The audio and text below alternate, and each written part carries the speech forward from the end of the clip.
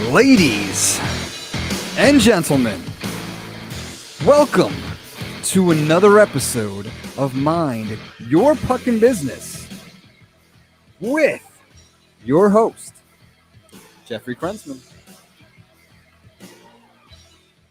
Good morning, or afternoon, wherever you're listening from. Welcome to the Mind Your Puckin' Business podcast, coming to you as always from the beautiful studios of Undefeated Media here in Bergen County, New Jersey, I should say, because there were plenty of episodes we have done where I have complained about the weather being freezing. It is ridiculously nice today. It is 85, and everybody is in shorts, including our studio audience I see over there. Although he is wearing a sweatshirt, so to go with the short. In case it gets brisk. It is a little brisk in here. But we're coming to you, as always, from the Undefeated Media Studios here in Bergen County, New Jersey. This is episode number 32 of the program, and that would be 32 if you're following on the Spanish dial. Thank you, Dougie Sticks. Always your Spanish influence goes a long way. And you can always hear us, as always, on Facebook, YouTube, iTunes, Spotify, and some other places if you look hard enough. We thank our sponsor, the Ridgewood YMCA, for sponsoring today's episode, as always. And we welcome you to the show. And I think in the little pre-show stuff here, we're all a little bit jumpy. I think the weather today is playing into everybody up. Woke everybody up. Yes. It got everybody going. Out of the cave. Everyone's out of hibernation. Although, not to put the damper, if you're listening to us in the Northeast, I do think it is not going to stay like this. I think it's weird. The weather's been weird lately. Just jumps back and forth. Every day you get a new thing. You don't know what you're going to get. And speaking of new things and not knowing what you're going to get, the most unpredictable of all of the drafts that the professional sports leagues have is tomorrow night. Yeah. And that is the NFL draft. And it is definitely the most unpredictable of the four major sports. So you have the NFL, the NHL, NBA, and baseball. Now, baseball, and I don't want to rip on them, but the baseball will do their draft. Do you know when baseball does their draft every year? Right. That's my point. They'll do it at like 12 o'clock on like a Tuesday afternoon in January when nobody has any idea that's going on. When was the last time there was a MLB draft and they were like, "Ooh, this guy's going to be number one"? It's Babe Ruth. Bryce. Yeah. I was going to say thank you to our studio audience. I was thinking the same thing. Bryce Harper was the only time I've ever remembered like a number one pick being very hyped up. And we will not get into the career of Bryce Harper on this show. We will be here for a long time. So the MLB draft is a joke. There's no marketing behind it. The NHL draft, the last couple of years have been exciting for two reasons. One, selfishly, the New York Rangers have picked high, so that makes it exciting because I'm a Ranger fan. But secondly, there's been some really high-end talent over the last couple of years in those drafts. Jack Hughes, Alexis Lafreniere. There's been a lot of high-end people that made it interesting. The NBA draft has been good. I feel like the last couple of years, some of the talent, except for maybe Zion, that one year in 2019, hasn't been as hyped as previous years. But the NBA draft is good. But look, the gold standard in drafts is the NFL draft, and we get it tomorrow night. And it's actually fitting that the weather is nice because then we can think about football too. Although we still are a ways away. Before I get to that, ADD kicking in, I got a thing the other day that fantasy football is up to sign up on Yahoo again already. Isn't it weird? It's April. So you can like start scheming? I mean, when the league signups are out. When does the league officially start? Well, it starts really, like you don't August. August. Yeah. But signups are out. So what are you signing up for? You're signing up your league. You're signing up the teams and all that. Yeah, I get that. But you're just going to sit there in an empty screen for 4 months. I get it. Yeah, I don't understand. So the NFL is the most unpredictable draft. And this year, if you look at some of the mock drafts, and I do believe in mock drafts. I like to read them. I like to read different sites about mock drafts. And, the interesting thing is you'll never see two mock drafts are the same. That shows you how unpredictable it is. But one thing that is certainly apparent here is what the first two picks are going to be. Well, clearly number one is going to be Trevor Lawrence. We talked about that on the show in the fall as we watched the New York Jets fumble that pick and win meaningless games late in the season, particularly out on the West Coast versus the Los Angeles Rams, games that they had no business winning that ended up screwing them out of getting the top pick. So we do know Trevor Lawrence is going to go there. And it certainly sounds by all standards that Zach Wilson is going to be who the Jets select at number 2. Now, the Jets need a quarterback. Obviously, they traded away Sam Darnold to Carolina, and we don't know if Sam Darnold was the answer. That's a conversation for another day, but he clearly isn't the answer. He's not here anymore. So it sounds like they are going the Zach Wilson route.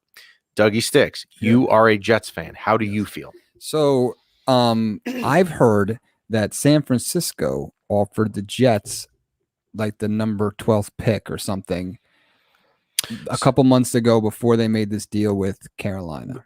Okay, so the San Francisco has traded up. They gave up a lot to the Miami Dolphins to acquire the third pick, which came via Miami, via Houston, but it was owned by Miami. So San Francisco clearly has their eye on somebody at number 3. That is a good discussion because you would think if you gave all of this up, that it's dead set who San Francisco is going to pick at number 3, and it's not. I've seen people say that it could be Trey Lance, it could be Mac Jones from Alabama, and it also could be the guy, excuse my name, Justin Fields from Ohio State. Well, that's my point. So, like, if they made this trade with the Jets and got Sam, maybe they wouldn't have to give up all this stuff for the third pick because they were going to put Sam at QB. And then the Jets dropped the ball because they would have gotten their quarterback and they would have gotten way better trade for Sam. They would have gotten a better package. It's possible. I mean, if you're the Jets, and we've been here before, right? I could go back to Mark Sanchez. I could go back to Sam Darnold, which is when you're in a position and you're picking a quarterback, your plan is to have an early pick for your franchise future quarterback. It just never works out when you're the Jets. You got to build around him. It just doesn't. So some of the things when you read about Zach Wilson that is exciting if you're a Jets fan, but it's also equally terrifying, is the fact that I keep reading that this guy is going to be super exciting, right? He's exciting to watch. Look, I will admit, I've never seen the guy play. He played at BYU in college. If you think I'm up on Saturday nights at 11 o'clock watching BYU play North Idaho, I'm not, right? So shoot me for that. But they keep saying, he's going to bring an exciting brand of ball to New York. That's good. However, there is always the caveat on the stuff that I read about him that, sometimes the exciting thing brings a lot of hiccups along the way. So you have to be prepared for that. So we will see what they do. Has anyone interviewed him and get his thoughts on being a Jet? I don't think they have because it's not solidified. They're not going to ask that question, I don't think, until Trevor. But Trevor's number 1, and I think everybody knows where Trevor's going. Now, Zach Wilson tomorrow night, if he's drafted by the Jets, which all signs are pointing that he is going to be a New York Jet, he will then be asked that question 100 times. Do you want to be in the New York spotlight? Look, you played your college ball outside of Salt Lake City, Utah, in BYU. That is not the same thing as MetLife Stadium and the New York Jets fan base or the New York media. So it is going to be an adjustment. Absolutely. So we will see what happens with that. San Francisco picks at 3, and I mean, they will also be picking a quarterback. But the question, like I said, is which quarterback is it? They have not really given any. They have not shown their card as to what they want to do. Everything I read has said it will be different. Now, the other thing that's interesting, because so many people in the world, including myself, loves to hate the New England Patriots. You do as well, from what I understand. Yeah. The New England Patriots are in the market for a quarterback as well. And what will they do when they pick? They are picking at 15. There are some mock drafts, I have read that have shown Justin Fields could be dropping that far. If you are the New England Patriots and you're picking at 15 and you can get a player with the potential upside that Justin Fields has, where he's been talked about being picked 1, 2, or 3, and he falls to 15, you have to think the Patriots will do that. The other local team around here, the Giants, pick at 11, and everything that I have seen shows that they're not going to pick this guy that's going to make you super excited, like the star wide receiver or anything like that. The last thing that I have seen, it seems like they're kind of high on this cornerback out of South Carolina named J.C. Horn, who I don't know much about. But it sounds like his game rivals Stephen Gilmore, who's a really good quarterback up in New England, and who Joe Judge, before he came to the Giants, coached in New England. So we'll see if the Giants go with J.C. Horn. What do you think? I mean, I like the coach that they brought in. I think he's doing a good job. So if that's what the coach wants, I think he's making the good moves. I like his mentality. Yeah, it'll look. The other thing that makes this draft, well, any NFL draft for that matter, very hard to predict is that once you get one trade thrown in here, and there usually are a few, one trade throws everything off, right? Because then the team that's picking it 4 that was supposed to pick at 11 needs this position, and this position goes off the board at 4. So it is super unpredictable. The first pick, Trevor Lawrence, is not unpredictable, and it doesn't sound like the Jets pick is unpredictable either. But beyond that, really the unpredictable nature starts at number 3 with San Francisco, and which quarterback are they going to take, whether it be Trey Lance, Mac Jones, or Justin Fields. Mm-hmm. What do you think they take? So I believe that Justin Fields started off, being a top 3, and within the last couple weeks or months, Zach has stepped up and Justin Fields has dropped. And I think that has something to do. I think the Patriots are running some crazy scheme where they're dropping his stock so they can snag him up, being like, "Yeah, thanks." That's Bill Belichick would never take that player with the 15th pick, the New England Patriots. Yeah, that wouldn't be surprising to me to see that happen. But we'll see what goes on with that. So pay attention tomorrow night to the NFL draft, because it is always exciting. And thankfully, the league a couple years ago changed, or they lowered the time in between the picks, because it used to be brutal. Like you're standing there for 15 minutes. Yeah. But at least now it will be quicker. Last year now with the world we're all living in, seems like it was 20 years ago. But I do remember last April when the NFL did their draft. This was when coronavirus was like raging bad, and we were all stuck home. And I remember being so excited because it was something on TV live that had to do with sports.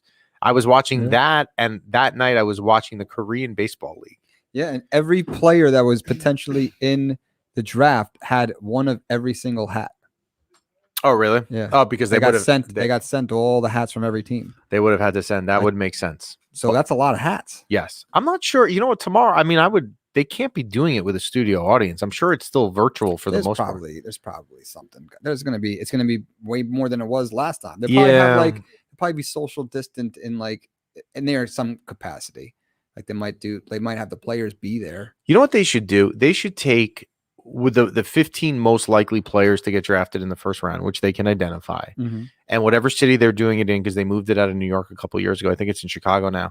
They should set up something outside. Obviously, it's weather dependent. Get it covered. I mean, the NFL has more money than anyone we know, and set up something where it's outdoors.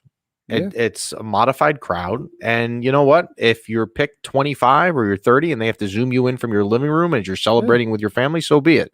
But at least give us something. In a dome, in New Orleans Dome or something, and all the players can be socially distant, and they come up and they, pound what's his name? The commissioner? And Roger Goodell. Get the appropriate hat. But we do know that Zach Wilson will need the green hat tomorrow night. So pay attention to the NFL draft tomorrow night. Should be fun to listen to and watch if you have the ability to watch it on TV. Shifting gears to hockey. I didn't bring this up with you because I wanted to ask you live if we knew this. So I'll put you on the spot. So we'll cue the spotlights here at Undefeated Media. All right. There's the light. I see it. Wow, here we go. I tell you. The technical crew here at Undefeated Media. Top notch. You and I have not been on the show or done an episode for 2 weeks. As we said, we went to a 2-week format for a couple months. What has anything gone on with the Rangers the last 2 weeks? Are you aware of anything? Oh, you put me on the spot like the 1 week I didn't watch. Or 2 weeks. 2 weeks. But it's fine if you don't. I'm going to fill you in. So from what I remember, the last that I was keeping up with, there was a 4-game Subway Series between the Rangers and the Devils. And from what I gather, the Devils got their butts kicked and they lost all 4 games. Yes. Look at you. We're going to put you on the spot. You're doing well. Man, look at you. Unless that was all like build up the suspense and you knew the answer the whole time. No, that's all I got. If anything happened after that. All right. So the Rangers right now are one of, if not the hottest teams in the league. Now, their schedule has helped. They had 4 against the New Jersey Devils. And I'm not going to sit here and get into ripping on the Devils with how bad they are. But in those 4 games, you're going to hurt Brian's feelings. The Devils were atrocious. And there is a Devils fan in the studio here today. So I'm not going to do that. They then went on and lost a game to the Islanders. They actually may have been their worst game of the year in Long Island last week.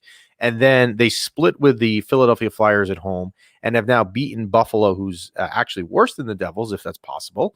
And they beat the Sabres in 2 straight games, including last night, winning 3-1. The Rangers right now and I'm going to pull this up on my screen because I just want to follow along, although I am 99% sure I am accurate on this. The Rangers right now, and I am right, they are 4 points behind the Boston Bruins for the last playoff spot. Mhm. Meaning, for those that are not hockey connoisseurs, the Rangers are 2 games back because every win gets you a point. So the Rangers are technically 2 games out of the playoffs, and they do end their season in next weekend, not this weekend, up in Boston. So the Rangers may have the opportunity to make up that ground, but here's why it's not going to happen. I don't want to be the Debbie Downer here and bringing it down, but I'm going to. We're not going to be playing the Devils all season. There we go. So Dougie Sticks has solved the problem and the reason why the Rangers are not going to make the playoffs. It is the following things. Boston has 2 games in hand. Boston is playing Buffalo the next 2 games. You can almost pencil in Boston getting 4 points. At worst, they'll get 3, but they're going to get 4. The Rangers now have a difficult schedule. They have 2 games coming up with the Islanders, the next 2 games. And then they come back next week and play the Capitals, first place Capitals, and then they have to go up to Boston. So in their last 6 games, it's 2 with Boston, 2 with the Islanders, 2 in Washington. Now, I did notice this morning, and people have not been talking about this yet, but it's going to start coming up. The Rangers are 4 points behind Boston, but they are only 5 points behind the Islanders, and they play them the next 2 games. So if the Rangers can find a way to beat the Islanders both of these games, tomorrow night at the Garden and Saturday night at Nassau Coliseum out in Uniondale, Long Island, the Rangers would find themselves 1 point behind the Islanders, but the Islanders would have a game in hand. It's still a difficult road. And only the top seed from each division goes to the playoffs. No, it's the top 4 of 8. Okay, so top 4 of 8. So if we beat the Islanders, you said, right? Yeah, the problem with the Islanders, though, their other games, they have 2 with Buffalo and 2 with the Devils. So they are sitting very pretty looking at a schedule that is very favorable. But they're the closest one to catch. No, Boston is by a point. So you have 2 chances. The Rangers have 58 points, right? Mm-hmm. Boston has 62 points and the Islanders have 63. It's probably not going to happen. I mean, look, if I had to put a percentage chance, 5% chance they'll make the playoffs. But I'm going to say something, and I'm gonna get a lot of heat for this from people. And I know I said it to people the other day, and someone went nuts on me. If they don't make it, all right, what have I been saying? I'm gonna put you on the spot again. Cue the undefeated media spotlights here. Here we go. Okay, here we go. There we go. On the screen, we got the blue spotlight behind Dougie Sticks.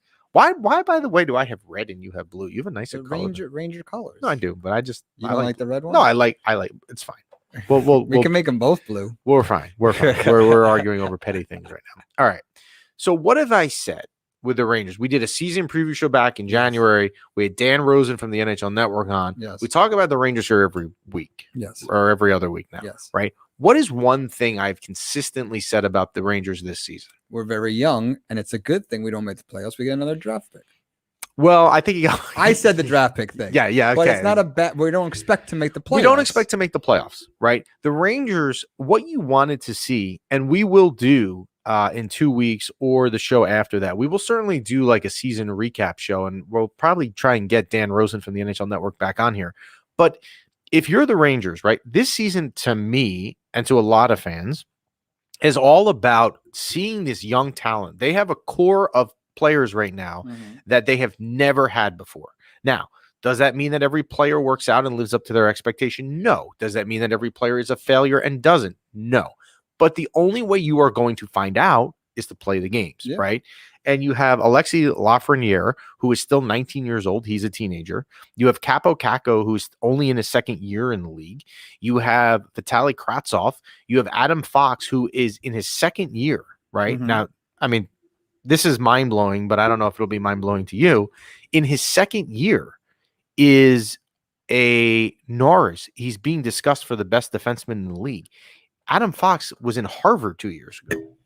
And the great part about everything you're saying is that they with these group of people, and they still made the playoffs, and they're so young. Like, this is we've had a good season. Yes. And Igor Shesterkin, although we are now learning the hard way with the Rangers that you are not going to be Henrik Lundqvist, where you have somebody who is ultra consistent, right? You're not, but here's the thing, though. Igor Shesterkin is young, and look at last night. He stood on his head, another 36 save win. He can be a number one goalie for you in the future.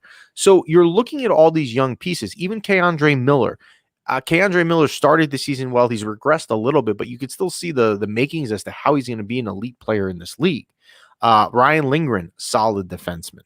Obviously, nothing else needs to be said about Artemi Panarin. He's all world. Mika Zibanejad, who had the worst start to a season I can ever remember a superstar having, maybe even in any sport, has now 3 hat tricks in the last month alone. He's been red hot. Like when you used to play lacrosse. Yeah. I mean, they just couldn't stop you. Yeah. It's the triple hat trick. Yeah, it is. So, if you're the Rangers, look, you want to make the playoffs. I get it. You're probably going to be bounced in the first round. This is not a Stanley Cup contending team yet, but you can see ahead where 3 years from now, or maybe even 2, and then maybe 5 to 7 years beyond that, there's going to be a period of time where you're going to have a window open to make a Stanley Cup. You have a Stanley Cup roster. Yeah. Your window of opportunity, as they call it in the sport, is going to be there. And this season has certainly made it more likely that window will be open in the future. Yeah, get them a lot of ice time, and let's get a better pick. Like, we don't want to make the play. Like, yeah, sure, we want to make the playoffs, but like, we don't really want to make the playoffs. Like, we know we're not going to win the Stanley Cup this year. We got a very young roster. Like, let's make sure we keep the team intact. Look, if somehow it gets to a point next Sunday on Mother's Day, and I'm sure my wife would love if this is what I'm doing, when the Rangers are playing the Bruins in the last game, and it means that if the Rangers somehow won that game, they got in. Look, I'll be glued to the screen. I mean, look, I'll be rooting for them like crazy.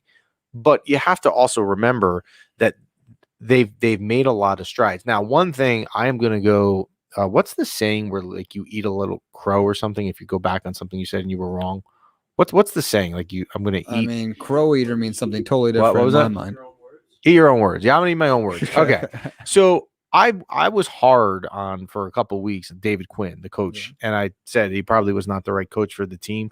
I'm not necessarily convinced he is the right coach for the team, but he's going to be back next year. With the way they've played and the way they finished the year, I'm not sure how the general manager of the team, Jeff Gordon, can now walk away from David Quinn. So David Quinn will be back, and I would assume next year and hope that he's on a very short leash, meaning that if there are any issues or development issues or the team is not playing well, in particular, they come out to a really slow start like they kind of did this year, then he's going to have to go. He's going to be on a short leash, but he has earned the right to come back, and I'm sure he will be back. Interesting. Is it? I mean, yeah, I have nothing to add to that. Yeah, you're right. The hockey kind valid point. Well, score 1 point for Jeff. 1-0. 0 points for Dave. So now I want you to solve a hockey problem, which you can do. You're going to put on your thinking cap because this was in the news yesterday, and it is going to be a problem, and it is going to become a bigger story if it's true. Yes. As you know, because you know hockey, the New York Rangers, the NHL has 3 divisions, all comprised of United States teams, and they have one division, the North Division, it's called this year, which is all Canadian teams because you can't cross the border. So all the Canadian teams stay north of the border. The referees that referee those games are assigned to that division. Nobody comes south to the U.S. But playoffs are coming. So what do? We open it up. I mean, everything's starting to open up. I think maybe we have, like a U.S. champion and a Canadian champion, and they face off in the Stanley Cup final. So in theory, that sounds good, but it's not feasible because so here's what's going to happen. The first 2 rounds of the playoffs, which start in 2 weeks, this will not be an issue because you're playing teams in your division. So the number 1 seed in the Canadian division will play the number 4 seed. The 2 will play the 3 in the first round. Then in the second round, the winners play until you're left with 1 winner per division. So you have a Canadian division winner. Mm-hmm. You have a East winner, a South winner, and a West winner. Yes. So now. And how many teams are in the Canadian division? 8. And how many teams are total? Well, in the league, 31, but you're basically going to get to the final. Here's what you need to solve. Okay. There's going to be a final 4. There's going to be 4 teams left. Yes. One of them is Canadian. Yes. How do you get them to play whatever U.S. team they need to play if they can't cross the borders? So, they just get eliminated. Nobody likes Canada anyway. Yeah, they just get eliminated. No. No, but I mean, at some point, yeah, you just gotta. When there's a Final Four, you open it up. It's only thankfully it's only one Canadian team. But I don't think that is the easy answer, but I don't think that's an option from what I've What read. are we gonna do? Just wait and end it there? So here was my thought, and I think did we talk about this before, Brian? A little bit, like what we could do for this Canadian division thing. Here's we could play Chell.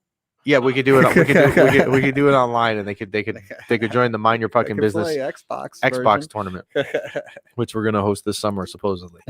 No. So here's what I think we can do. What are we gonna do? We're gonna take the Canadian teams. I believe, I'm pretty sure on this, are not allowed fans right now. Coronavirus in Canada is worse than it is here, unfortunately, for our friends north of the border that listen. So, what we're gonna do? We're gonna take that team. They don't have fans anyway, so it's not like they have home. Wow. Well, no. They don't have fans. You heard it here first, Canadians. You don't have fans. That's not what I meant. They're not allowed fans in the arena. By the way, my kids, this past weekend, we're in the car. My wife is doing like trivia with them. Yeah. And one of the questions in their trivia questions was, what is the national sport in Canada? The answer was hockey. So they do have fans. That's false. Canadians' national sport is lacrosse. That is not. You want to make a bet? I'm not. You want to make a bet? You can put it on Sport DraftKings. I will pull it up right now. It's fine for all to see. Canadians' national sport is lacrosse. Okay. I'm not even making that up. I got you. I'm just going off what the app said the right answer was. I didn't do the app. App is wrong. Anyway, is this Trivia Pursuit? I don't know what the app Jess was using. Anyway, I was driving. The NHL, here's what you can do. Yes. You got 4 teams left. So let's just take 4 teams. As I see now on the computers, now you're into this and this is gonna ADD boy over here like me is gonna be way off on the roll. So now I'm on my own for the next 10 minutes. Anyway, okay, you're right. Canadian national sport is lacrosse. Wait, well, hold on. Go back. I'm sharing the screen. Yeah.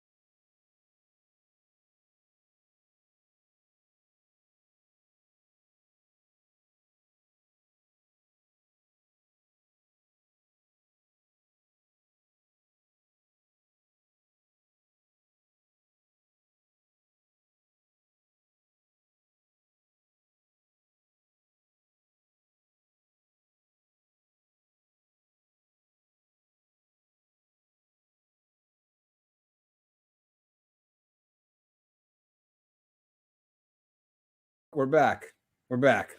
Oof. We're back like we were gone for a second. Okay. But we're back now for we those had some technical not on our end, on Facebook's end, but it looks like we're still going strong. Okay. But you might have Brian, why don't you check that for us? You might have lost us for a second. So if you check it right now, it's probably the delay. You'll probably see the tail end of what just happened. But we're back. So they missed everything you said for the last like 10 seconds. Well, wasn't that exciting? I was just saying that the Canadian team should be assigned to a city in the United States, a neutral city, and that's where they're going to play. That's what the NHL is going to have to do. Buffalo, New York. It's possible. Buffalo certainly won't be in the playoffs, and it's close to Canada, I guess. And Buffalonians know that the national sport of Canada is lacrosse. Good. Thanks. Mr. Lacrosse over here. And that is what you're going to do. The NHL has said they are trying to avoid doing a bubble situation again, which would be an answer. I mean, look, if you took the final 4 teams and put them in a bubble, it would win. However, you're then totally eliminating what the teams have earned, the U.S. teams of having home ice. So, yes. Are we good? We're good. Well, we're flying. We did have that. We did. We're good now. We're good. We're good now. I tell you, the tech people here at Undefeated. Quick. You know, I came in this morning, turned on my computer here.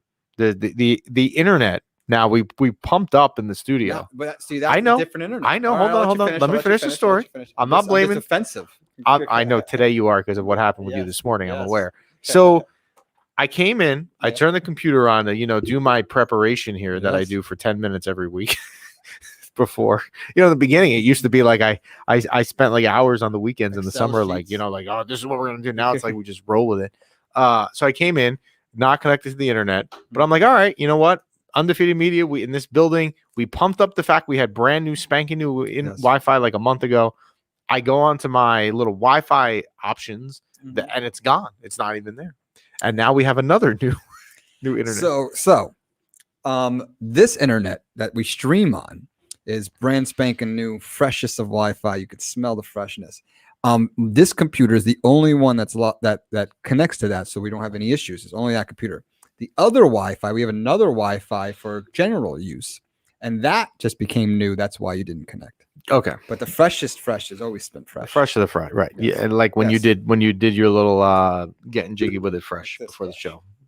Fresh. Oh, I like that, Dougie Fresh. Yes. Okay. The Friends logo. It's fresh. Yes, I got it. So that's where we are with the NHL. We'll see what they do with the bubble situation and the playoffs. They're going to have to solve it, and they're going to have to come up with a solution. Now, they are saying that there is a slight chance that maybe by the time we get to the third round in the playoffs, which probably is mid to late June, that maybe the situation with the Canadian borders are better, that teams can cross. But as I've just kind of felt with coronavirus, like when you think it's going to get better and you think things are going to open up, you take one step forward and two steps back. I think one team, it's fine. Just let them give them a city. They won't. They said yesterday that they're trying to avoid doing a bubble. It's not in their plans. The playoff bubble would be the answer, right? It would fix everything. But then you're eliminating what the U.S. teams played for, home ice. I get it, but it may be the only answer. We should do a playoff bubble here. Actually, they should have the team stay here in this building that we do the show from. So, like, what do you mean by team? Like, we're wearing rollerblades and we're playing each other? No. You take an NHL team, and the bubble is here, and when the players have off days or they're not practicing, we all play NHL on the computers. Yeah, we just put ice in the warehouse. Now he's in. You see, it wasn't a cool idea until live stream. I mean, we don't have a lot of room, but we could pull it off. Yeah, until you realize you could get to play Xbox out of it. Now you're for the challenge accepted. So you want to play? No time today. But anyway, all right. So one last thing I want to get to, and the few times we've brought it up on the show, I have always said that it is kind of amazing that we're talking about this because it just seems bizarre because it's not something that you would talk about a lot. So Dougie Sticks, another question for you. Ooh. You ready? I'm ready. Name a professional sports team here that plays in this area that just had a 9-game winning streak come to an end. It's not a Jersey team. You said around here, but it's the Knicks. Wow. The Knicks are on a roll. Score a point for this guy. Dude, I know my sports, bro. So the New York Knicks, believe it or not, have now won. Well, they won 9 in a row and they lost 2 nights ago to Phoenix, are literally red hot. And I'm not proud of this, but I'm going to say this because it will make me look bad, but it is true. Everyone knows I am a Rangers season ticket holder. I am also a Knicks season ticket holder. Wow. I like the Knicks. Are they the same team? Are they the same seats? No, different seats for the different games. I like the New York Knicks. Nice. All right. They're hard to like. Very hard to like. But now they've won 9 in a row. I just got banned from MSG. You did. You're out. Dolan just canned you. So the New York Knicks are literally like when you watch them. The other night we were watching on Monday night at halftime. Again, the Knicks have already scored 60 points and a half. It is the total opposite of every example you want to think of how crappy the Knicks have been for the last couple of years. They've defied the odds. It is amazing. They are fun to watch. They are fast. Julius Randle will not win MVP, but he will be in the discussion for the MVP, rightly so. Some of these young kids, Barrett has taken a step forward this year.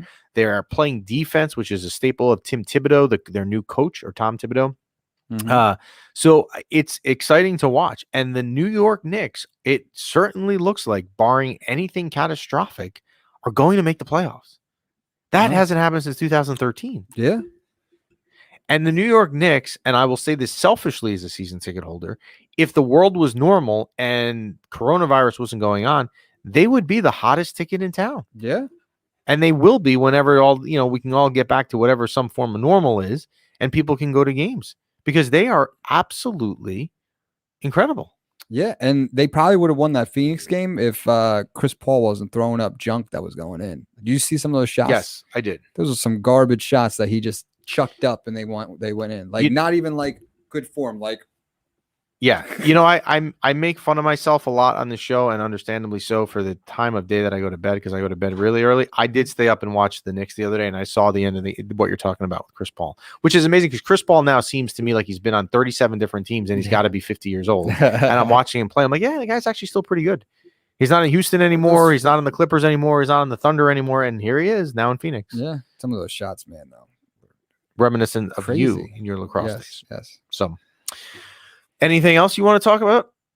That pretty much covers it. Are you ready for a lot today? We did 3 sports. It's a lot. I need a nap. So are you excited for the draft tomorrow night? Yeah, I'm excited for picks 1 through 10. I think after 10, I'm going to lose interest. Yeah, it's fair. I think you get into it, and then a million things are also going on in your life as you're watching it, and then you got to, it's like you don't want to see someone pick an offensive tackle that you never heard of out of Washington. Yeah, 1 through 10, I think I'm going to be entertained.